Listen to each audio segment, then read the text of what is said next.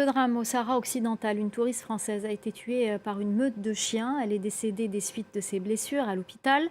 Le phénomène des chiens errants est également un vrai fléau au Maroc. Le gouvernement marocain a annoncé vouloir se donner les moyens pour y faire face. Les campagnes d'abattage sont interdites. Le roi Mohamed VI a ordonné l'instauration d'une loi pour protéger les animaux. D'autres méthodes sont envisagées pour éradiquer le problème. Voyez ce reportage de notre correspondant à Casablanca, Jean-Marie Lemaire. Il serait plus de 2 millions de chiens errants à travers tout le Maroc.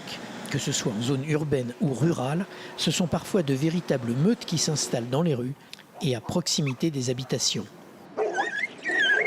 Bien qu'assez rares, les risques de morsures et de nuisances sont bien réels. Et bon nombre d'habitants font part de leur inquiétude et de leur exaspération. Quand je sors le matin dans la rue, j'ai peur parce que je suis seule et qu'il y a des chiens qui ont la rage. J'ai peur pour les enfants. Et la nuit, ils font tellement de bruit que ça nous empêche de dormir. Durant plusieurs années, un système d'abattage était organisé par les autorités. Mais cette solution a rapidement montré son inefficacité.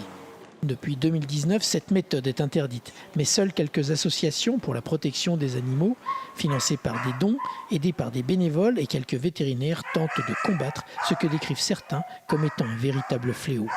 Face au phénomène de l'abandon des animaux domestiques, en grande partie responsable de cette situation, les associations se mobilisent à travers tout le royaume. Ce refuge est ouvert depuis 2015. Ici, des milliers de chiens ont transité, mais seulement une centaine a été stérilisée, faute de moyens financiers.